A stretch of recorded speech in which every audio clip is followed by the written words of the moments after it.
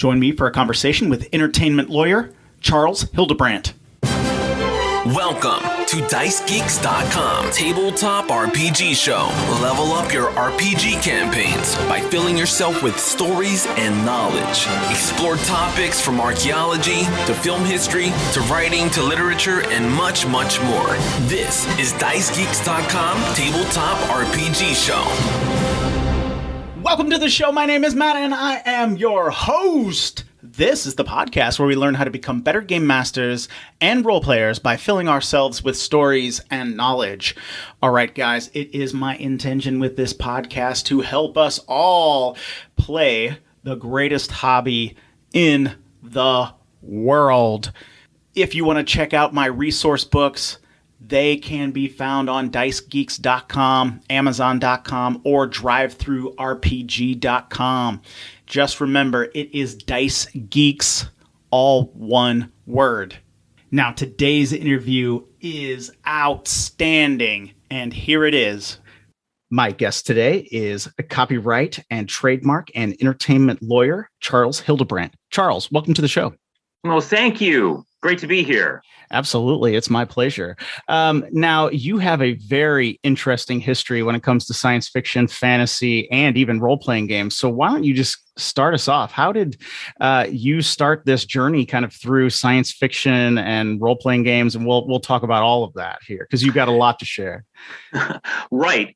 So I like to say I didn't choose to become a science fiction fan. I was born one. I was truly born into the world of science fiction and fantasy. My dad was a fairly well-known science fiction and fantasy artist named Tim Hildebrandt, who throughout the 70s and 80s and even into the 90s was pretty well known for doing a little of everything, but book covers and record album covers and role-playing game covers and calendars. Probably there's at least one piece of work that everybody on Earth has seen that he did, which was the movie poster for the original Star Wars film in 1977, Luke Skywalker holding up a lightsaber. So that's where I was born. That's fairly impressive, I must say. I'll say most impressive, I guess. I should say. Impressive.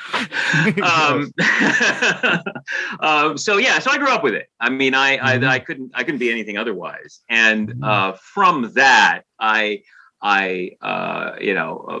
life takes you in strange ways, but I ultimately went to law school and became a lawyer. And then, there was nothing else for me to do but to become kind of, a science fiction and fantasy lawyer. Yeah. So, and that's what I did. So I do media law, copyright, trademark, entertainment law, and I have worked in just about every aspect of the entertainment industry in film and television and lots of publishing, and of course gaming, representing actors and writers and producers and directors and television networks and game designers.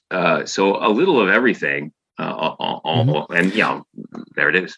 Yeah, absolutely. And like I was saying, we have a lot to talk about because, not only, your father's work with drawing probably one of the most iconic images of Luke holding up his saber with Leia kind of at his feet there is so impressive. I mean, that is just incredible. But then for yourself, as you said, you were born kind of a science fiction fan, but you also, just to establish yourself here on the podcast, so people know, you are a role player from back in the day, right? Oh yes, no, I'm almost a first generation role playing and board gamer. So I started in 1976 and 77, maybe 75 actually. But my first like war game was probably around 1975. I was playing early Avalon Hill and SBI stuff. But then I think I played my first game of Dungeons and Dragons in 1977. So yes, I was a very early adopter, Holmes edition Blue Book. And I never stopped. This is another case of I don't think anyone becomes a gamer. I think that you are born a gamer. I think it's a personality type. And I think that what happens is that at a certain point in your life, you discover adventure games, hobby games, and then you discover that you always were a gamer. No one, either you are or you're not. But I always was, and so I've never stopped. And things just work out. I'm married to a lawyer who is also a gamer, and nearly all of our friends are lawyers who are also gamers. Right. So there's just a huge crossover. But yeah. So that's awesome. So you've kept playing. So you're playing 5e now?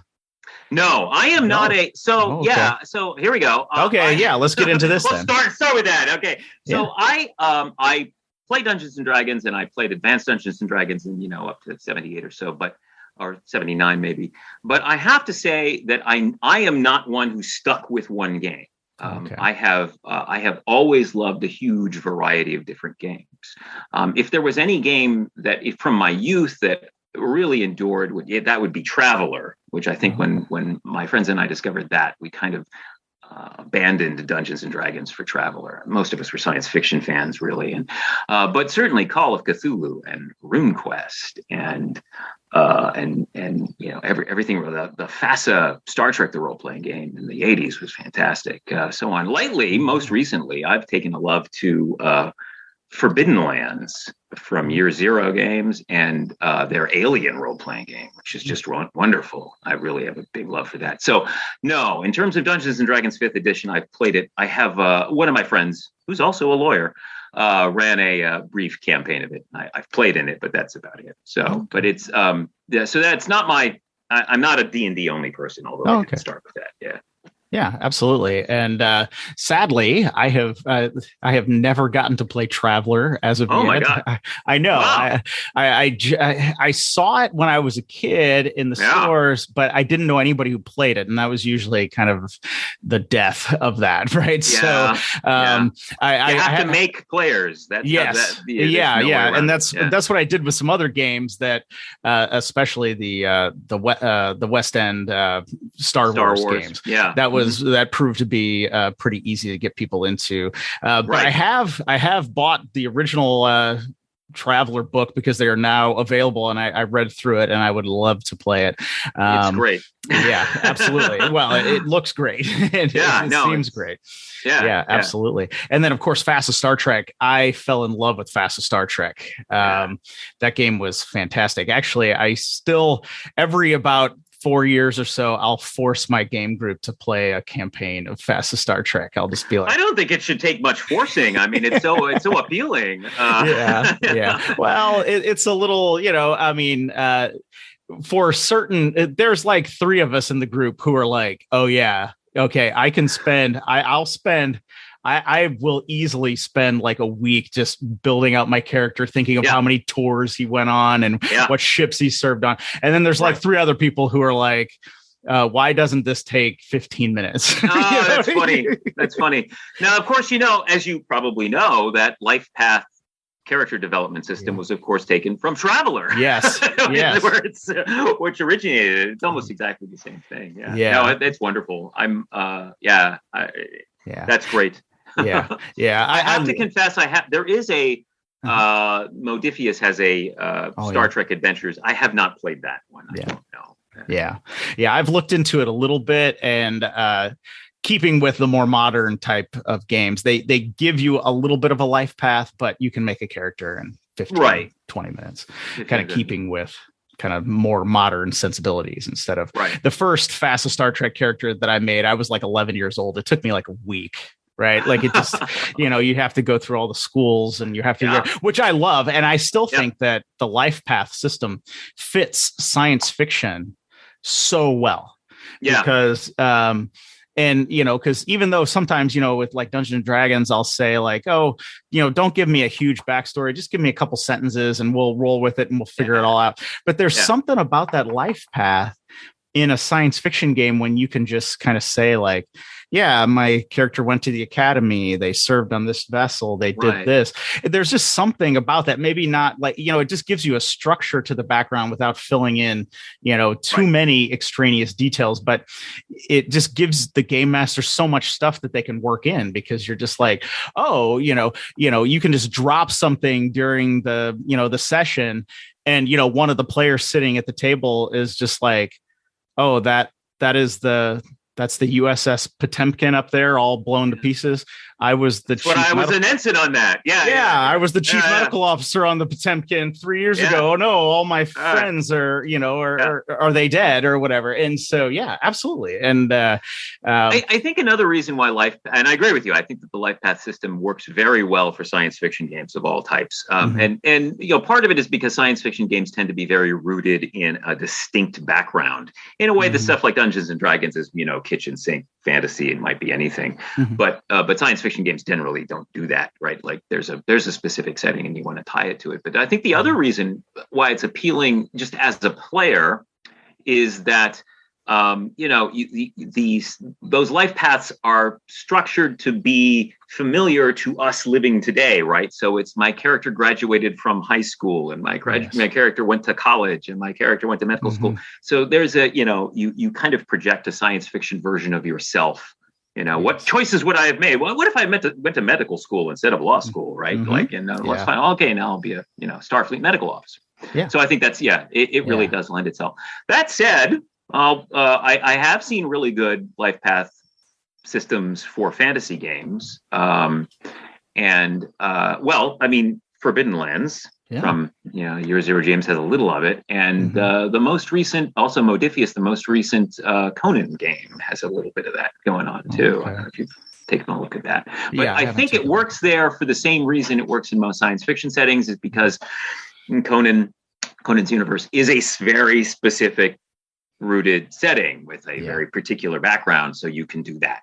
I served in the Turanian military as opposed to just I was an orc. Yeah. No, absolutely. I think you're absolutely right. And then I think too, just kind of the unique appeal of, say, like a Star Trek. Yes. Is that like I want to be in Star Trek? Yeah. I'm happy to make a character somewhere else, but like I want to be in Star Trek. Exactly. I want the Star Trek version of me. Yeah, yes, exactly. That's totally right. That's totally what it is going on. Yeah, I think you're absolutely right about that. I don't know. You're obviously a little bit younger than me, but I think one of the major changes I have seen in the publication industry of role-playing games, and there are real commercial reasons for this, but I also think it's a change of the audience. In the early days, let's call it the 70s, all through the 80s and 90s, science fiction or role-playing games of any kind that were set in a particular established universe were rare, right? You had the Star Wars game, right? Yeah. From West End. You had Middle-earth role-playing, but those were unusual. Those were strange.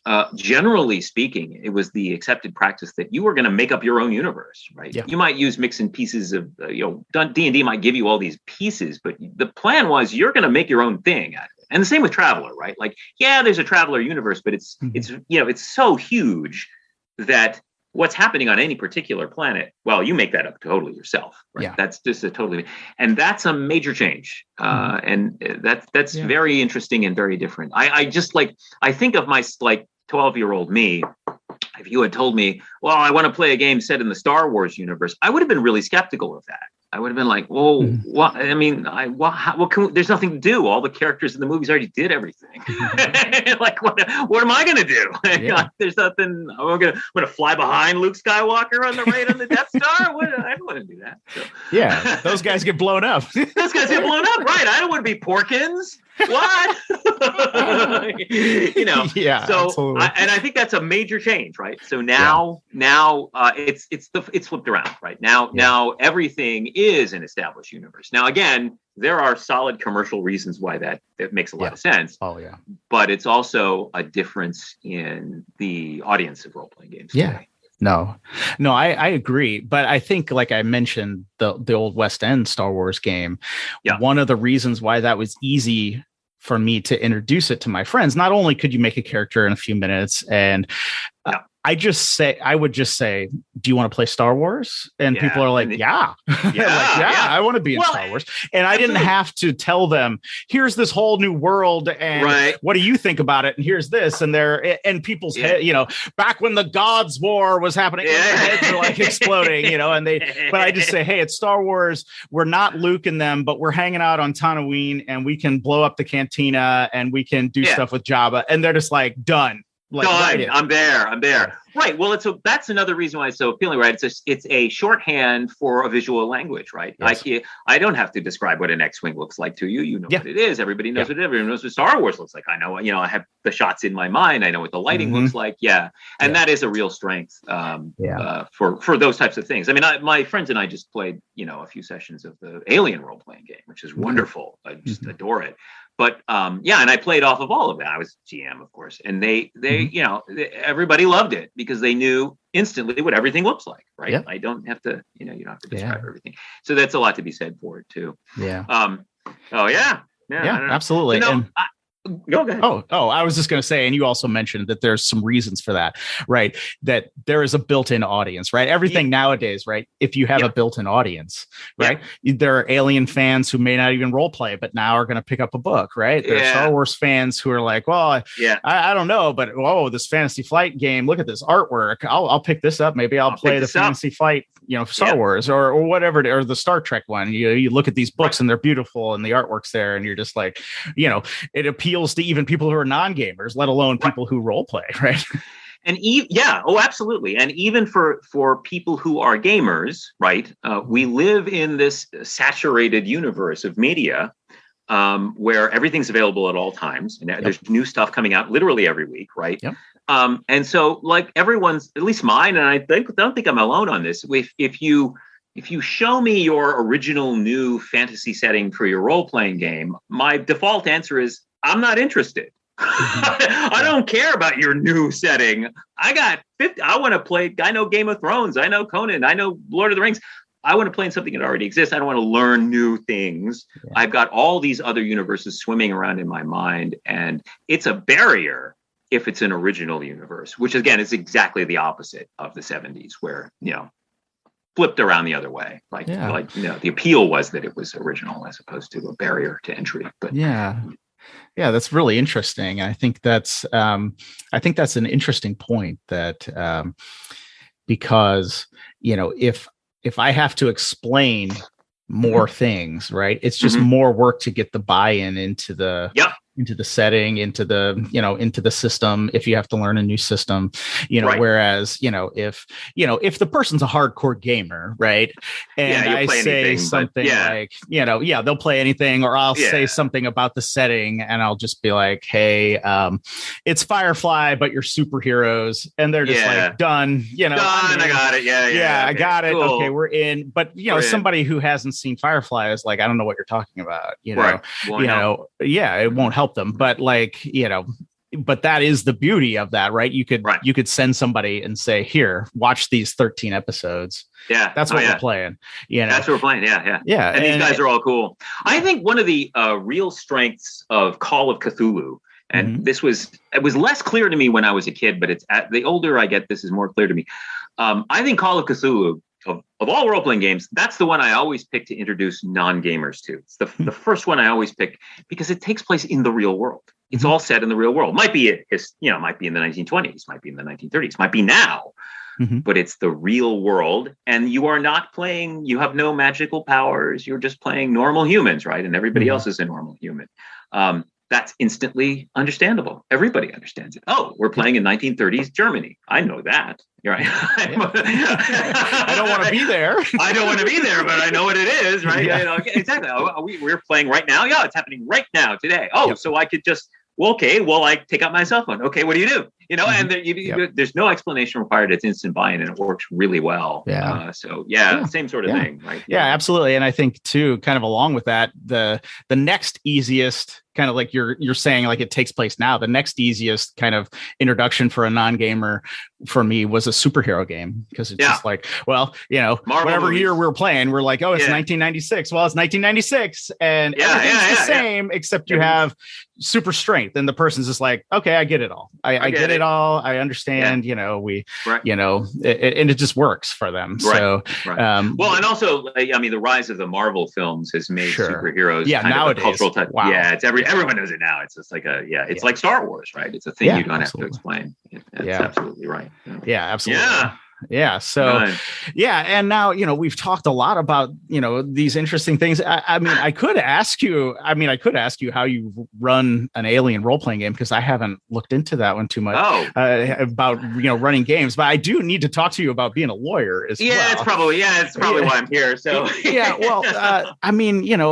it's so, as we were talking a little bit before we started, right, that, and I even encourage people, right? Like, I self-publish my books. I have a lot of books. I have like 27 or 28 books, and including a novel. I self-publish everything. And, and nowadays there's just no barrier to entry. We can publish anything. I mean, if you just type something up, you can save it as a PDF and put it on Drive-Thru-RPG. You can upload a Word doc to Amazon and have, 100 words flash fiction story just published. I mean, you can just publish anything. Right. You can buy an ISBN number, a whole bunch of them. And it looks totally professional. I mean, absolutely. And so, I think then, from that perspective, right, I encourage people, email me all the time and ask, well, how do you publish stuff? And I say, well, just go to Drive-Thru-RPG and just, make an account. But, I do encounter when I give presentations at cons and at Gen Con and stuff, and people are, they always just say, like, what about taxes? What about this? What about, and then like the next step is, is, well, I created something. I think it's really cool. Somebody's going to steal it, right? Absolutely. And I know where you, So I have two things. First off, by the way, if you're worried about taxes, that's fantastic. Your goal should be to make so much money off of whatever your gaming product is that you need to have a tax issue explained to you. That'd be great. Yes. That's what I tell people. I tell people that's the right answer. Yes, it's like if you make money, then you worry about taxes. Then worry about taxes, but I wouldn't. No. That's not your biggest problem. Right. Someone's going to steal it. That is always what So in a way. The same answer kind of applies in a way. Yeah. Yes. You want to create something so great that people want to steal it. Now I'm going to give you a cynical answer, born of my many decades of experience in the media and entertainment and gaming worlds. And here it is. I hate to say this, but it is true. If you have done anything and had any sort of interaction or as a creator in any artistic field, and no one has ever tried to cheat you or steal from you, you have never made anything worthwhile. That's it. Okay. So unless someone has tried to steal from you, what you've made is worthless. Again, same goal. Someone might try to steal it from you. Yeah, that's right. That means it's good. That's what you want to do. So I hope that they will try to steal it from you. I do. Yeah. No, I absolutely agree with that. And I try to tell people that it will be stolen, right? You can find my books on a variety of shady websites. You're probably going to get a virus, but if you want to download them for free there, you can wreck your machine and, blow up your computer if you want to. Whatever. But turn your computer into a Russian bot. Yeah, exactly. No, but so there are, and that's absolutely true. But let me tell you that there's a kind of minimum level of legal protection that any creator can take, that any creator should take, and I don't know, 90% simply don't. And that is, you should file a copyright registration. And there are specific legal advantages to doing that. First off, it's cheap, right? You can do it yourself. You go to the Copyright Office's website. When you have your final product ready for sale, ready for distribution, even if you're just going to give it away, make sure you go to the Copyright Office, fill out the form, and file it. It's all done online. And it's cheap and easy. And it's very simple to do. and it provides you some real rights. The way copyright law works is that copyright, you own anything that you have created from the moment of creation, right? You don't actually have to do anything to own a copyright. It exists by operation of law. However, if you want to actually enforce that copyright, meaning if you want to sue someone else, you have to have registered the copyright first. Or you can't sue until you register.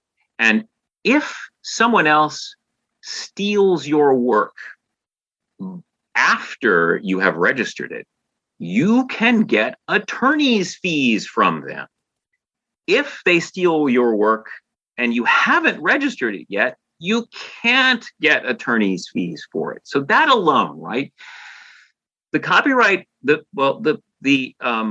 judicial system is unfriendly to small press creators and independent creators. It is expensive and costly, but failing to register your copyright is making it so much more expensive and costly, and it effectively means it's unenforceable, right? Because, all right, someone stole my RPG supplement, is giving them away. I can sue them. How much money are you going to get? Well, I don't know. If they sold a lot, maybe you get a couple $1,000s. That's great. Except that it's going to cost you, obviously, you've got to hire a lawyer. It's going to cost you way more than that to pursue them. And so the only way this becomes viable, the only way that copyright becomes valuable is if you can get your attorney's fees from the other guy when you win. And you can't do that unless you've registered the copyright before it has been infringed. So, again, everyone who, if you're going to upload something to DriveThruRPG, register it first. That's all. Just do it. One simple step for anything you make. Ta-da. Okay. No, well, thank you for that advice, because I think, there's just tons of confusion around it because, you type in copyright or something on the internet and, you can get a good site, but all the stuff that ranks is usually just people trying to sell you stuff and, or scam you out of stuff. And there's a whole universe of kind of urban legends of copyright. Almost every year somebody calls me up and says, "Oh, well, I didn't register it, but I sent a copy to myself. That counts, right?" No. Why do you think that counts? Who told you that? Well, I read it online. That one keeps coming up a lot. I hear that. As long as I mailed a copy to myself, I have no idea where this urban legend came from. Yeah. I remember that one from when I was a kid in the 80s. That was all around. It has no legal basis at all. I don't know what that is. So, but the thing is that it's easy to do. It's easy to get right. Just register it again, and you will at least open the opportunity to enforcing your copyrights against a third party infringer, some kind. Now, there's another whole aspect of intellectual property law called trademark law that I actually think is underutilized by creators in the gaming industry generally, as a means for both protecting your work, but also for owning something. So maybe you know or you don't know. So there's a tricky problem in the gaming industry, which is that game mechanics themselves cannot be protected by copyright. That's, you could file a patent if you wanted to, but that's horrendously expensive and almost without exception, not worth doing. So game mechanics themselves are unprotectable. And copyright, while it offers, instantaneous protection from the moment of creation, it's a very fuzzy world, right? Like what copyright infringement is not at all clear. There are, and there's not a lot of good case law, well, particularly for games, but even for novels, the case law on it is very fuzzy. It is notoriously subject to individual judges' interpretation, and it's hard to know, does this really count as infringement? How much? What can I do? What can I not? And that's true too, right? But trademark law, properly applied, and if you can make use of it, can provide some protection that is not available to you just relying on copyright. So it's something that folks should think about, consider. Yeah.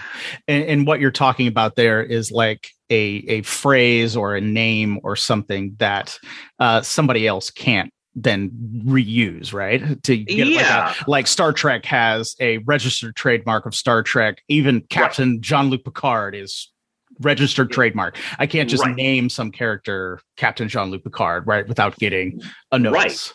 Yeah. That's right. Without and those rights are those rights are easy to enforce, unlike copyright. There's not a lot of interpretation.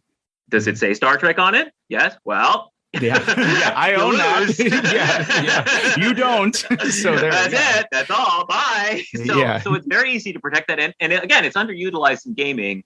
I'm not sure why, but there is a difference. Between copyrights, and not as easy to establish a trademark. So, for instance, just the basic rule is this: in order to get a trademark, in order to establish trademark rights into something, you have to actually be selling a product or at least giving away a product in commerce, and consistently, and using it. And it is the use of the product that gets you the trademark. But once you are using it, well, then it's very easy to get it registered. Now that's not as cheap as copyright, but and here it's a little tricky. The registering a trademark is a little bit, well, I'm being generous. It's more complicated than registering. I've tried reading it, and it's I know. And the USPTO, the Trademark Office's website interface is terrible, absolutely horrendous. One of the most user unfriendly experiences you can have.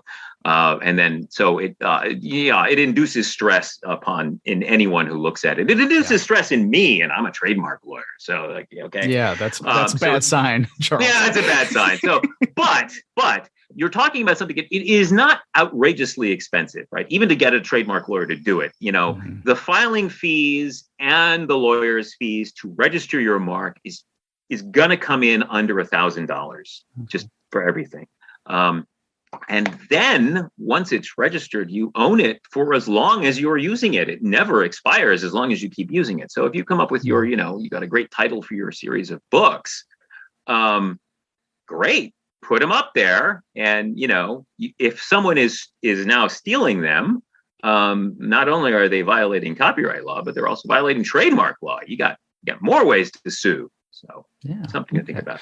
Yeah. And just to kind of clarify what you're saying. So like in game terms, say like you were saying game mechanics. So like, say, let's take Dungeons and Dragons. So game mechanics, say a 20-sided die, you roll over a 17 to hit somebody or something like that. That cannot be protected because it's like humans have been using dice for thousands of years. You can't just say, that's not the numbers. Reason. Is that not the reason? That's not the reason. No. Okay. What's the reason? The reason is because copyright law does not provide protection to systems and processes and rules. Gotcha. All right. And trademark law doesn't have anything to do with systems and processes and rules. The only way to in American law, the only way to protect a system or a process is by filing a patent. Right. Okay. And that's the issue. It's strictly a category problem. The fact that I don't recommend anyone try to go and get a patent on their game mechanic, because it is, again, you're going to spend $10,000 and it won't be worth it to you. But there have been, probably the most famous example was, of course, when Wizards of the Coast did file and got a patent for the collectible card game concept, and for more specifically, the idea of rotating a card by 90 degrees to show that it's been used. Absolutely one of the funniest patents I've ever seen. But they did it, right? There it is. And with the result that for 17 years, anyone who wanted to make a card game that included the rotating your card by 90 degrees, you had to pay a royalty to Wizards of the Coast. And they were, they let you do it. I mean, but they collected a little sweet piece. Absolutely. I remember hearing about that. I had forgotten about it, but you reminded me. Yeah. But then I was going to counterpoint that with, say, like a trademark. If you take the words Dungeons and Dragons with like an ampersand, I can't just put that all over my stuff and say my game is called Dungeons and Dragons, right? I can't do that. And trademark law is a little bit even more expansive than that. You certainly can't use Dungeons and Dragons with the ampersand, but you can't use Dungeons and Dragons with saying and you probably can't even, you can't say D&D, and you probably can't even say D and D, and so on and so on and so on. So trademark law is specifically the whole the gravamen, as the legal term is consumer confusion, right? So the question of whether or not you violated a trademark is it reasonable that a consumer would be confused into thinking, oh, this is an official Dungeons and Dragons product, and if that's possible, then you lose, and that's the test. Yeah, I think I remember hearing about there was some band or something that was named something that was now a Harry Potter term. And I remember hearing about that, and they said that there would be confusion because the band's content was, let's say out of hand or, possibly offensive. But I think they were able to prove that they had called themselves that in like 1988 or something. And they were like, well, who took our name? Somebody took our name or something like that. But so I don't know that case. I'm going to, after this podcast, I'm going to look into that. I think I might be misremembering, but I think it was a band and they called and it was something with Harry Potter. I might be confusing it. No, that's really interesting. I'm interested. The specifics of that can get a little complicated. For instance, the fact that you used it first might not necessarily save you. Also, depending on your relative fame, right? Like if this is a small band that's only known in Chicago or whatever, right? Well, they might get the trademark for the use of that name in Chicago, but that won't help them anywhere else in the world. Something like that. Gotcha. That's interesting. I think I might be misremembering it, but I think it was something. Yeah, I think that was, but who knows? But I don't even know what I'm talking about when I talk about law stuff. So, but I think, I was mentioning too before we started recording, I think, and like I said, I encourage people to publish their stuff, to get it out there. I mean, and as a game master, I mean, sometimes we create so much material that like we should get some kind of benefit or value out of it besides just our friends, I mean, and now it is a saving as a PDF, dressing it up with a few, public domain images or something like that. And putting it in 2-column format and away you go. Put it in a 2-column format, take some images from the 1800s and, you got a little PDF that you can put out there and provide value to people and maybe, make a few bucks here and there or whatever, or just even satisfy yourself creatively. I think that is, something that people overlook is just the idea that it's just like, look, I published this, I accomplished something, I did something creative, I fulfilled kind of that need, because I think a lot of us are realizing, that we have that desire, right? I mean, we're gamers, we want to do something creative, and kind of be involved there. But, I tell people, hey, publish or whatever. And, and I've started publishing, I'm full-time now. I've probably made every mistake in the book when it comes to legal stuff because I haven't done much and I'm totally confused about things. But like, so I do have to worry about taxes. But it's actually taxes is way easier than I ever imagined. I mean, it's totally simple. It's taxes are actually very simple compared to some of the other stuff where I get confused. But like it just always seems to be like a stumbling block because I give a presentation and somebody asks a very detailed question. I say, well, I can't answer that. Right. You might have to talk to a lawyer. Their eyes just glaze over and they think, oh my gosh, I'm going to have to spend $300. I don't even know what questions to ask. And I know you're laughing. You're probably charged $500. I don't even know, like, or $1,000. $300. What kind of cheap lawyer are you getting? Oh man. The one in the back alley. No way. The one hanging out behind Home Depot or that's whatever. Right. Hey, you want a trademark? Yeah. I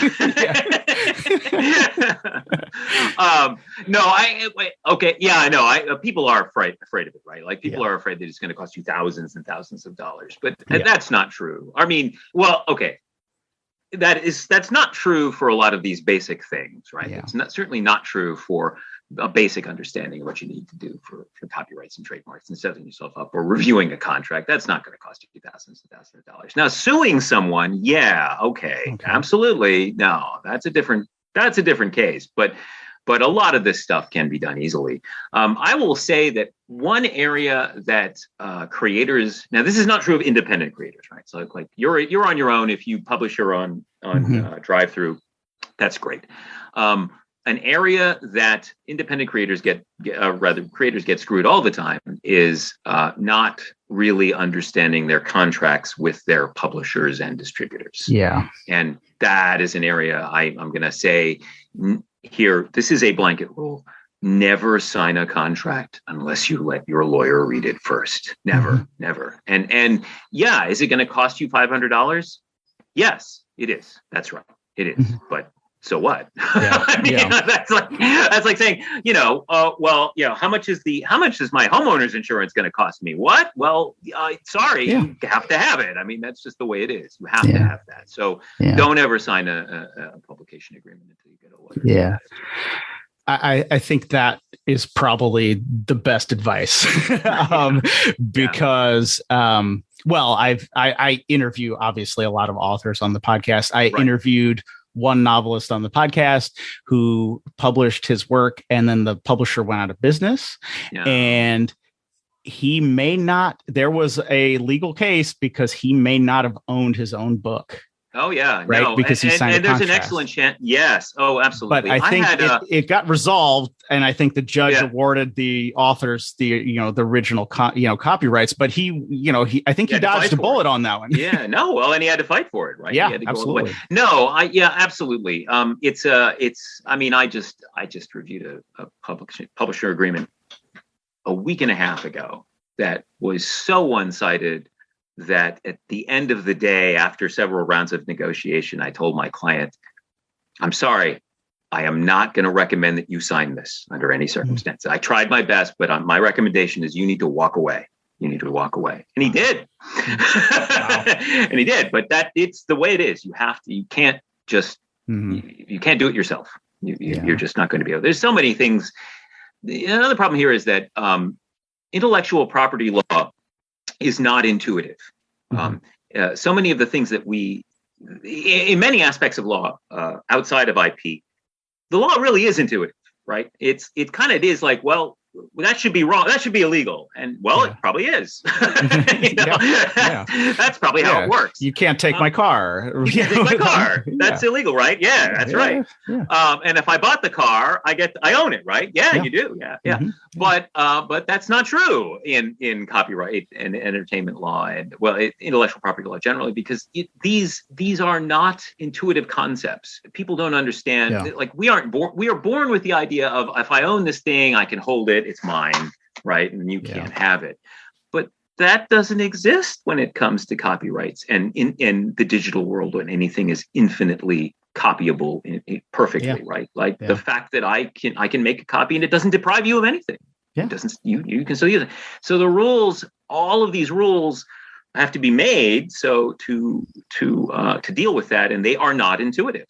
They're just not. The one that comes up all the time, I think, very similar to what I just said, which is that you can, just because you bought something from someone does not mean you own it in the digital, in the intellectual property world. I paid $1 million for this logo. That's great. You don't own it unless you have a contract, a written agreement that specifically says you own it. Otherwise, paying the money is excellent and you can use that logo, but it's not yours. It rests with the creator. That's just a simple one, right? Like that little snag, but that comes up all the time.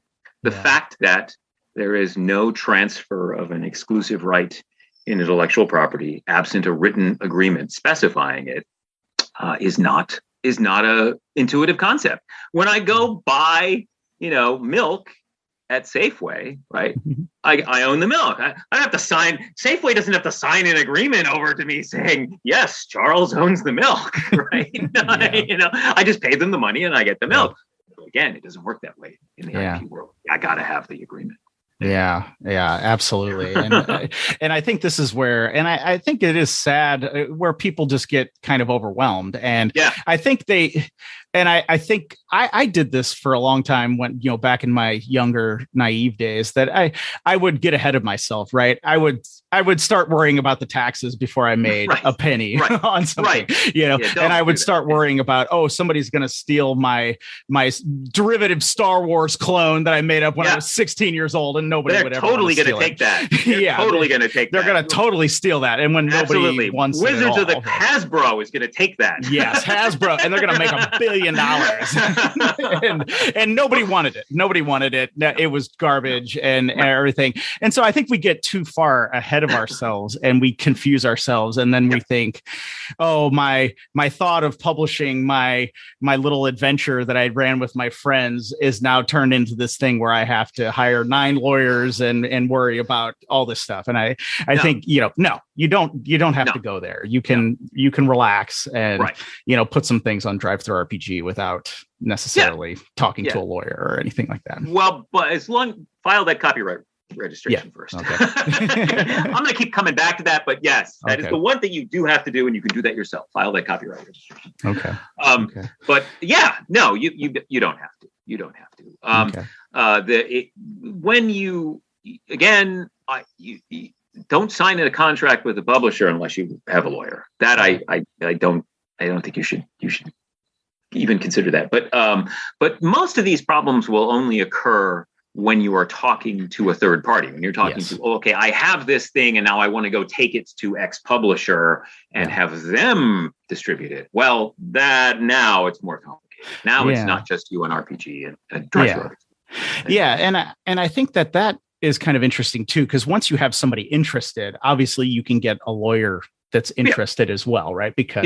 But I think where some people get tripped up, right, is like they think, I need to ask like 10 questions, but a lawyer won't even return my call because, or whatever, or answer my email because they could be working with a client and making money. And I'm just like, I may publish my book, or I've published a 1-page background on on DriveThruRPG, but I have a few questions, and and it's just like, well, the lawyer just doesn't return your call, or it's going to cost $500, and you're thinking, well, I don't even have $500. I'm not going to make $500. I don't even have $500 right now to spend on that. So I know, and it is unfair. I agree. It's absolutely unfair, and that is a fault of the structure of the legal system generally.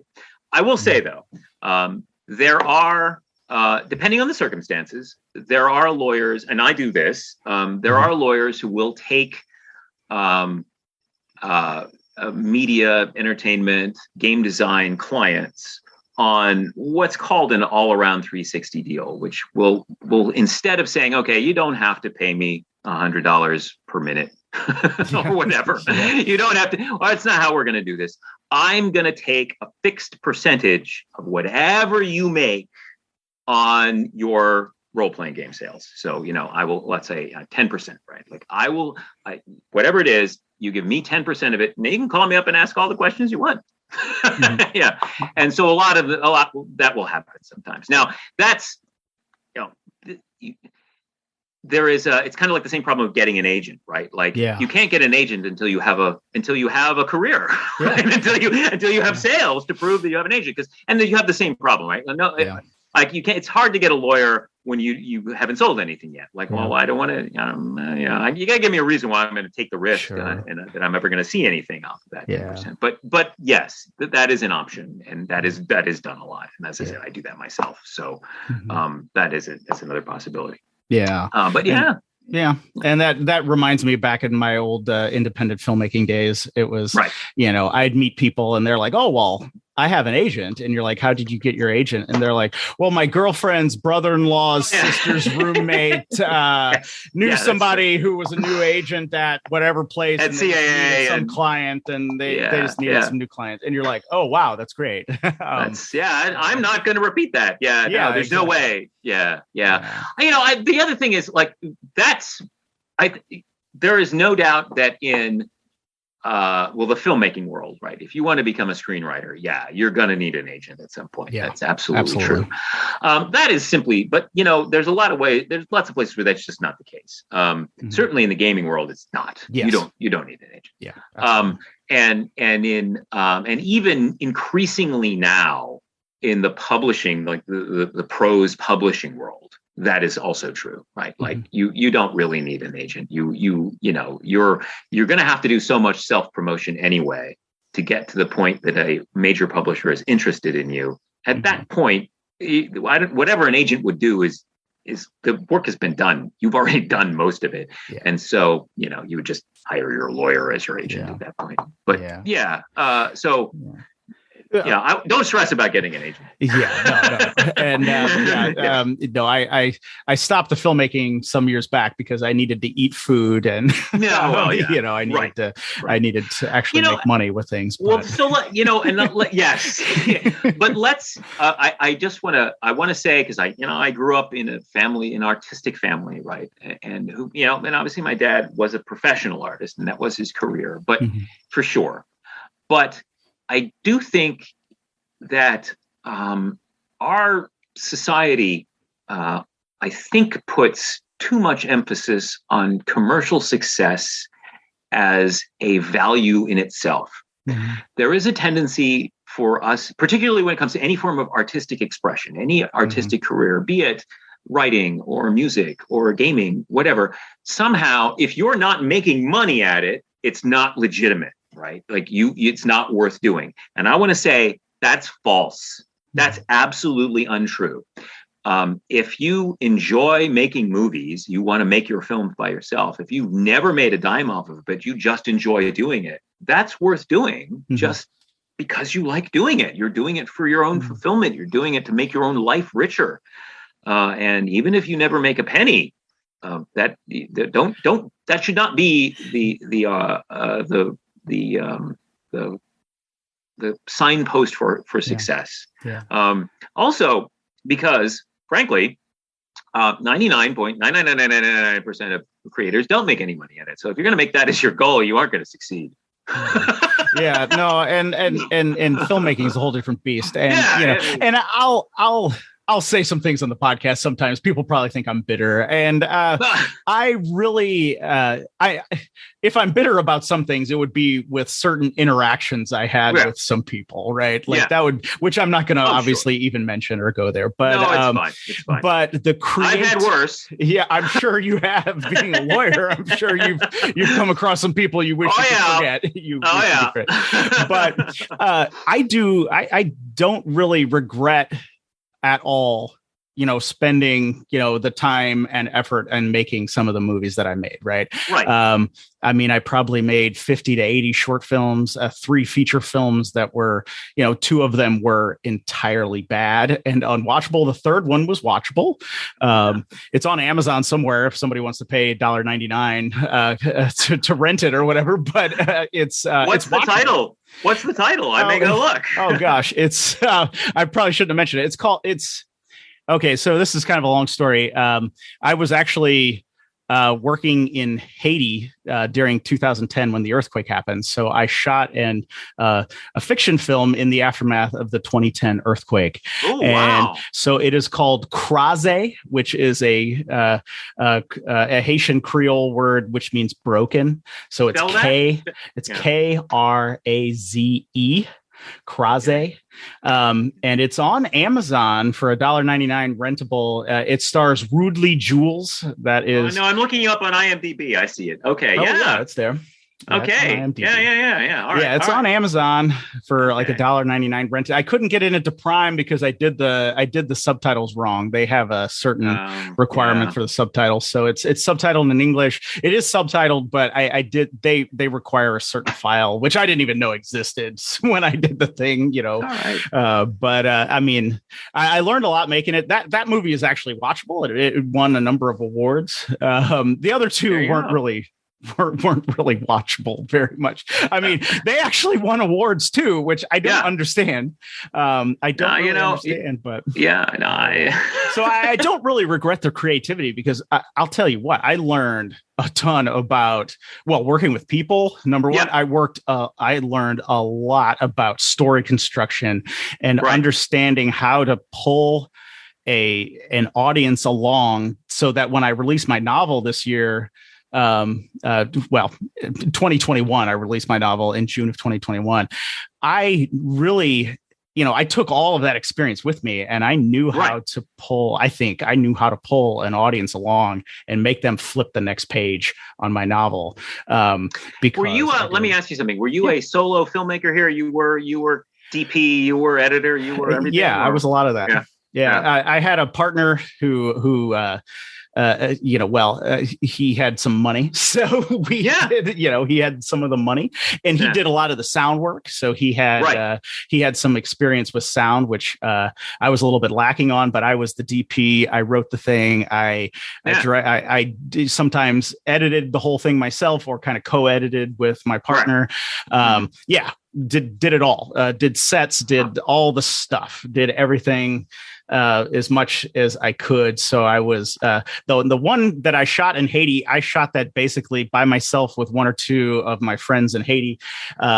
And we were able to, I think, pull off quite a bit in the kind of the aftermath of the earthquake. And so that movie's watchable. It's short. I was always getting that conflict when you're telling a story.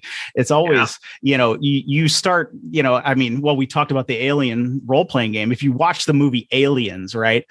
There is so much conflict in that movie, right? There is so much story and so much conflict that it just doesn't translate. When I'm trying to do that, and in your, it's hard to kind of fill your, a 90-minute movie with just packed with conflict. So, I think it's like 70 or 69 minutes, I think. Right. The end kind of product there. But it was a great experience. Like, I wouldn't change it for anything in the world. I mean, I didn't even have a tripod. I had a monopod. I just kind of held the camera and walked through interesting locations. I mean, and that was the beauty of Haiti too, right? I mean, it was horrifying going through the earthquake and everything, but like, you just point the camera and there was a story, right? Like you just pointed the camera and there's something to see. Yeah. There's a collapsed building and you're just like, well, that tells a story, right? Somebody's hopes and dreams just fell down right there. And it was really a really a neat experience, and was really able to pull together the movie pretty quickly and do a lot of editing on it. Met a lot of interesting people who just wanted to be in a movie, and so it was a great experience. So I wouldn't give up that experience for anything, right? Like, well, there you go. Yeah, I mean, exactly. It cost me between probably $2,000 and $3,000, and I never saw a dime of that. Right? Like, I never made a penny off of that. Yeah, I mean, but $2,000, that's going to cost you a Disneyland vacation for a week, and I think you got a lot more out of it than that, right? Absolutely. So I didn't mean to derail their things. No. I would like to. I want my guests to talk more than I. Oh no! Well, it's okay. But I was going to say, kind of before we moved on, I think with the role-playing game and small creators or even novelists who are listening, another place where we get confused is there are more rights than we almost understand, right? There are TV rights, there are film rights, there are foreign rights, there are, other rights. And if you put out something and it's interesting, you're going to start getting emails from people saying, can I translate this in French? I got an email saying, can I translate your book in Russian? Yes. And I'm just like, I mean, sure, but like, how do I, who are you? What do I do? Right. Yeah. So, the answer is you get a contract. Yeah. And you make sure your lawyer reviews the contract. I think in the case of if someone, and that happens a lot, right? Someone will contact you from and I want to translate it into Russian. The likelihood is they already whoever's doing that already has some English language contract that they're going to present to you as, but you gotta review it very carefully, and you have to get a lawyer to review it and make sure that you are only giving away the rights that you are intending to give away. Sure. And only for a limited period of time and under, certain circumstances. Make sure all those limitations are in there, or else, you can give it away. You might suddenly not own it in Russian. Yeah. Yeah. And I think too, I think that's one of the things where, small creators, sometimes we feel overwhelmed because, I've released a game called Realms of Understreet, which I need to register the trademark on that. Obviously, but, and is it just a second? So is it just one book, or do you have a series of? It's just one book right now, and it was pretty thin, and I'm thinking about expanding it and turning it into something to where I would really move forward, because I kind of validated the audience. I think there is an audience there. So I need to kind of jump, and in 2016, when I released it, I had no idea what I was doing back then. I just had no idea. So now I know a little bit more. Did you file your copyright registration? No, I did not. I didn't have do $75. That after this call. I know. Do that after this call. I may actually now, because I can, but I'll tell you the truth, right, Charles? Like, I didn't have the $75, right? Like, I was in a place where 75. Now I'm in a different place, and so I'm going. I have been, and I'm going to be doing some of those things where I'm filing some of those. So I'm in a different place. But there was, that was a time when things were tight, right? Yeah. And you're just like, I was working a job, having babies, and and doing things, and you were just looking at money and just being like, well, am I putting even $75 into something that's just going to crash and burn and not even go anywhere? And it's and that's a real calculation for people who, you're a plumber, you're an accountant, but but you love role-playing games, and computer programmer, and you're just like, I'm releasing this. It's a totally new world, right? Like, I didn't even, I wasn't even thinking that, but I think, kind of with like my game, right? Like, we can be intimidated once, say Netflix says, hey, we want to make an animated TV show about your role-playing game. Like, my head explodes. That's and I'm dream. Just like, I'm just yelling yes. And then I realize I don't own it. Or whatever. If Netflix comes a calling, you will not own it. That's for sure. But the thing is, that's okay, right? Like, that's the trade-off you're going to make. You're going to say, okay, I am going to sell this to Netflix, right? It's not my game anymore. Just as imagine Netflix came along and said, I want to buy your car, right? Yeah. That's how you have to think about it. Well, it's not my car anymore, right? You have to do it because Netflix, as an example, Netflix will not, they're not going to let you. They might, if you're very lucky, you might be able to negotiate some piece of the rights, but the vast bulk of it's going to go to Netflix. Yeah. But that's the trade. Again, but you'll be compensated, right? You're going to be compensated, right? It's not taking it from you. They're saying, here's $250,000. Thank you. Bye. Yeah. Okay. Well. Okay. That's kind of okay. And you created it. That's awesome. And we're going to hire Ronald D. Moore to. Yeah. Ronald D. Moore's going to write it. And, and you're not going to be able to say anything. No, you won't. If you're very, very lucky, you might get accredited. The title's there somewhere, maybe based on a original game by whatever, maybe. But that's right. No. And that's interesting. And obviously I was just using that as an example because I don't expect anybody to call, but in this world, right? No, you have to, right. It's funny you mentioned that because remember that I just said like a week and a half ago, I had to end a negotiation with an author over rights. And that was the scenario we were talking about, which is, look, I know Netflix is not going to come and take this. They're not going to want to buy this. But what if they do? Yeah. Right? You got to, what if they do? And if you sign this, you won't get a penny from that. And, maybe you don't care and don't think it's going to happen. But when it does, you will hate yourself for the rest of your life. So, the guys who sold Superman for $700. Oh God. It was. Yeah. Oh my God. Yeah, exactly. Right. Exactly. Yeah. Yeah, those guys didn't actually get paid until Dino De Laurentiis and Ilya Sealkind actually decided to throw them some cash from the 1978 film. Amazing. Yeah. That's unbelievable, right? Unbelievable. Yeah. So, and I know we focus on the horror stories or the lottery ticket stories where the guy, the small creator does get, like Teenage Mutant Ninja Turtles, right? Like, Kevin Simita. Two small creators putting out an independent comic book, and how much money has that franchise generated? Right.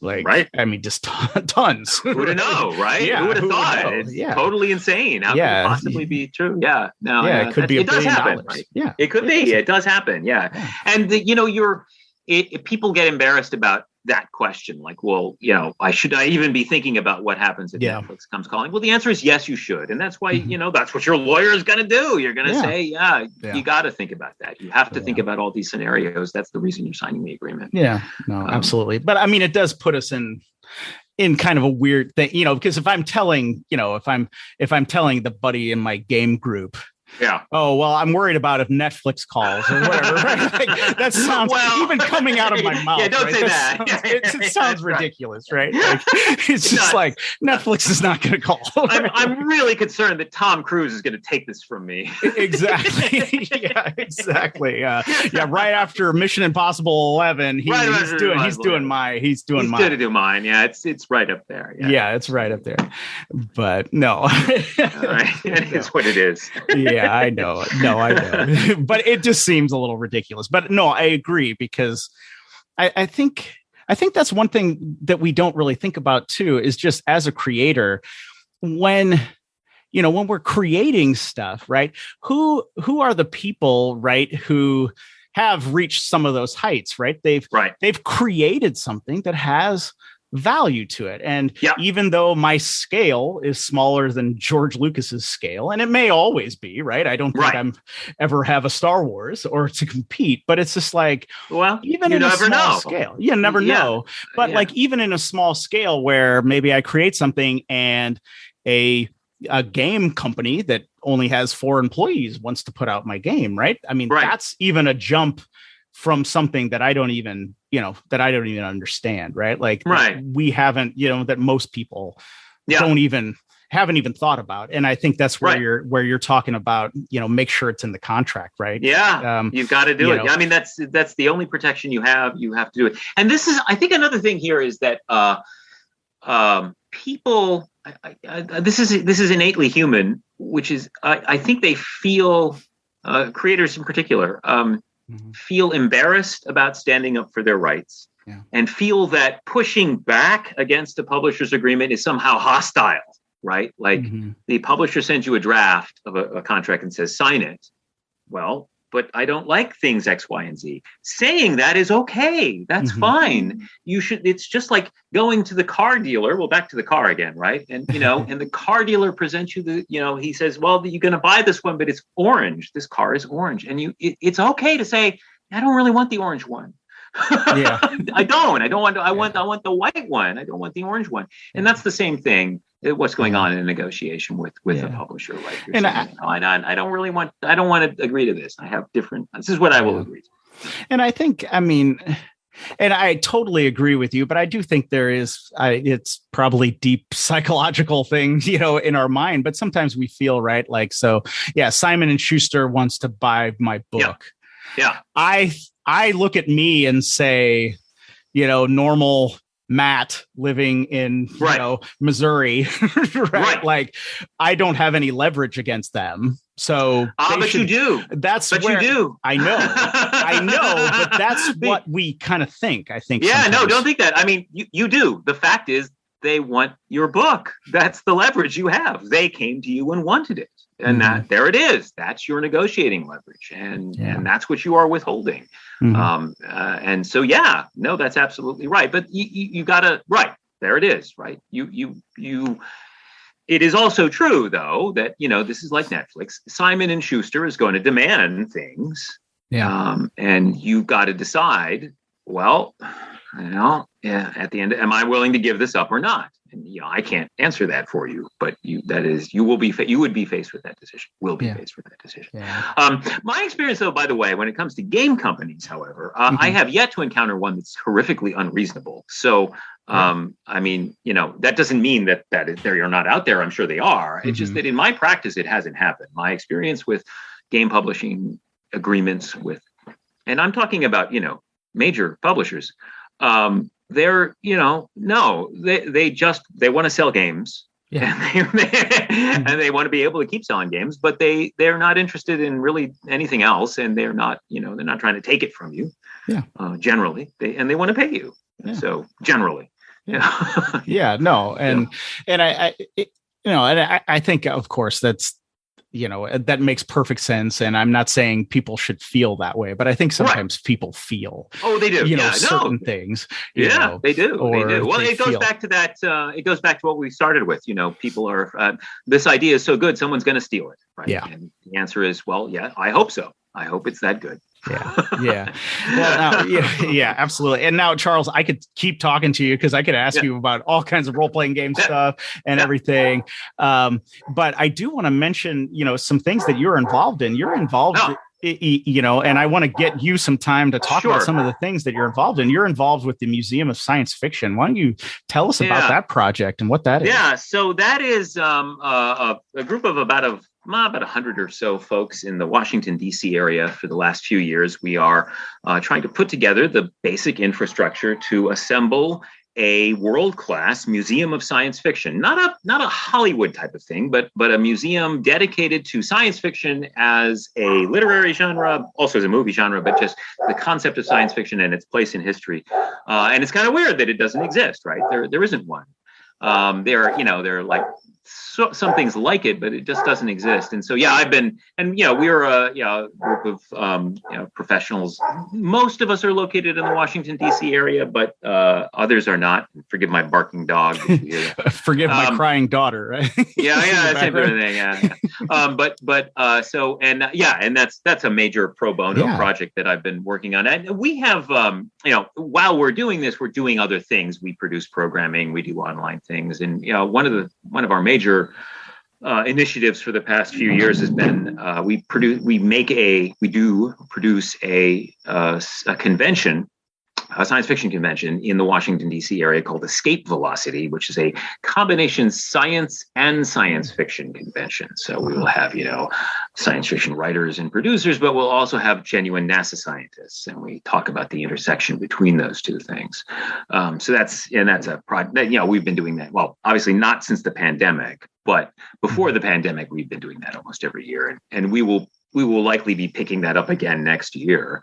As another ongoing project. So that's a thing that I encourage everyone to take a look at us, and you can find us online and on Twitter and on Facebook, and you can find all kinds of good material from us. And I'm sure you'll have maybe a copy or the original of your dad's Star Wars poster in there. Oh, yeah. Well, it's going to be a copy because, that was a work for hire by, at the time, 20th Century Fox. And then, but yes. I figured. So yes, absolutely.